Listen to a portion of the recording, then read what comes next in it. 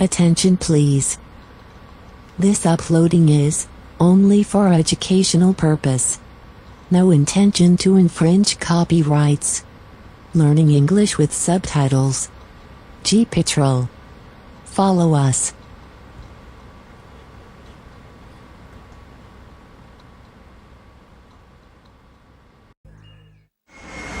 Inside Gatwick, Part 3. It's been 3 months since British Airways began flying to Marrakesh from Gatwick. The airline is attempting to expand its operation, and Head of Commercial Colm Lacey is responsible for creating new routes. A deadly bombing in Marrakesh caused passenger numbers on the route to temporarily flatline. Also, we had the incident that period that really took some speed out of the bookings. But since May and June, we've seen the bookings really take off for the peak travel period. The British Airways mission to increase passenger numbers at Gatwick is mirrored by the airport's new owners, who are spending £83 million on a new extension to the North Terminal. Part of the new extension will be an exclusive check-in area for BA. So we're going to go and have a little look through the spy hole. But with work still ongoing, BA boss Scylla can only peer through a window to see how it's developing. And it's just like it's literally changed in a week. Oh yeah, you virtually have to walk around every day just to see the progress. But it is stunning how fast the guys have got on and got the job completed. In the past, BA's Gatwick operation has played second fiddle to Heathrow. Morale had been low as employees saw prestigious routes leave the airport. But now, with the prospect of new destinations and a new base, BA has been busy building up its Gatwick workforce. In the last 6 months, we've recruited 120 cabin crew and over 30 pilots into our 737 fleet. So that shows the commitment that we have here to Gatwick, but also it shows that we've got growth. Among Scylla's new recruits is Steve Andrews. After learning the art of first-class service, Steve will get his wings later today and become a fully fledged member of BA's Gatwick cabin crew. It's just the worry of getting everything together from the training. Like the service, you think, oh, that's easy, no problem. The safety, you think, right, I can learn that. But making it all work at once, in one flight, it's multitasking at its best.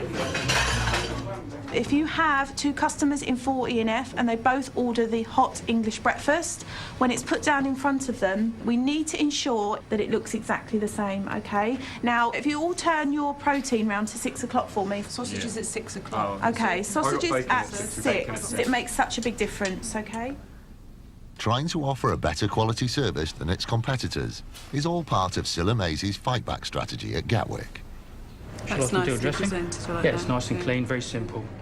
Today, she's on her rounds, seeing for herself if the first-class meals on her planes are up to scratch. Right, this is a ham hock terrine. Okay. Right, so on we go. Nervous development chef Andy Bailey has prepared a host of dishes for the new boss. Sort of a little bit of foie gras, and very classical dish with just a little play with a little bit of foie gras, added a bit of quality in there. Foie gras is goose liver that is produced by force-feeding the bird. I'm not so sure about it myself. It doesn't really sit with my vegetarian values. Okay, so, fair enough. Not sure about that at all. I think we should think about that. Okay. You know. But is that very much an individual opinion rather than... Yeah, it's my personal opinion. Well, it's one of those products that I think is perceived as top quality for a first-class passenger. But we'll definitely take on your comments and... But will the desserts meet with Scylla's approval? And what we have here is profiteroles. Oh, it's very naughty. Isn't that something that you just think, I so want to eat that? Yeah. To hell with the diet, I'm eating it. It's worth the calories. Would you like to try this? Yeah. This, excuse me. Nice, isn't it? Yeah. Lovely, excuse me. I'm having the rest of that. It is really nice. While Scylla tucks into a second helping of dessert, 30 new cabin crew members are about to join her Gatwick team. Guys, you've come to the last day of your training. Many, many congratulations to all of you. Seriously, it's the best job in the world, so enjoy yourselves. Well done, guys.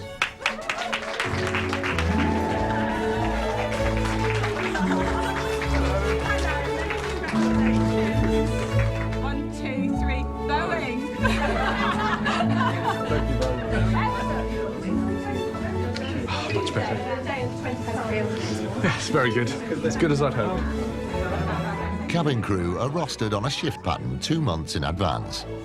They could be flying to Barbados. I really wish I could go out and celebrate with them now.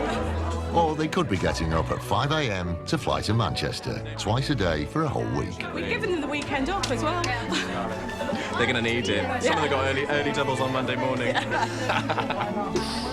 Down to earth with a thumb.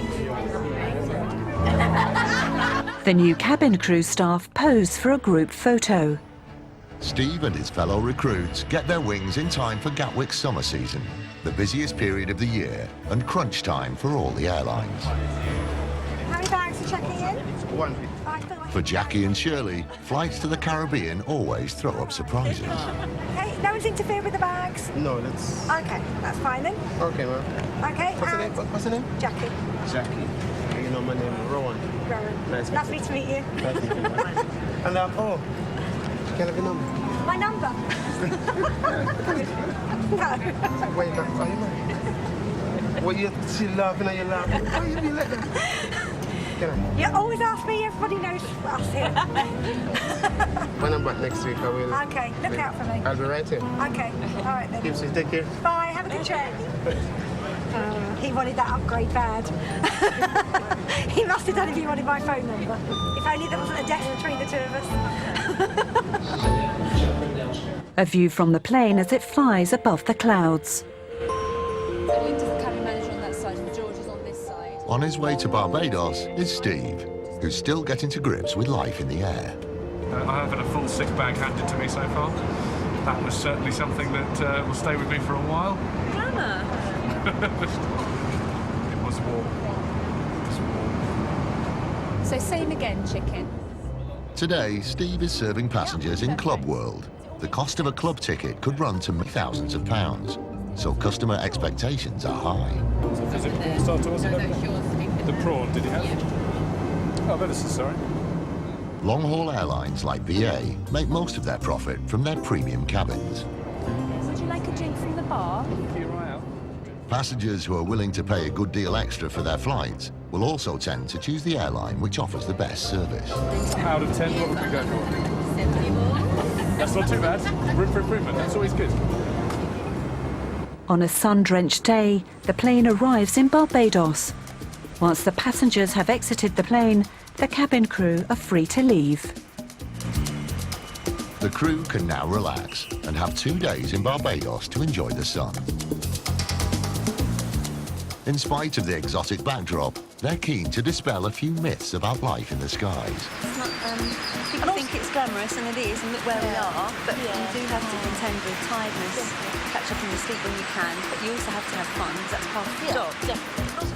But fun is often in short supply. To be honest, I don't think as much goes on down there as people think it does. I leave my door open in the hope that still nobody knocks. If anything came in, I say, no, you can't get out now.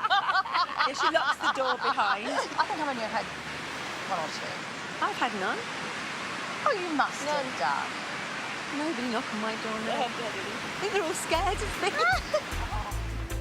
The girls have a few days to work on their tans before returning to the challenges of long-haul flying.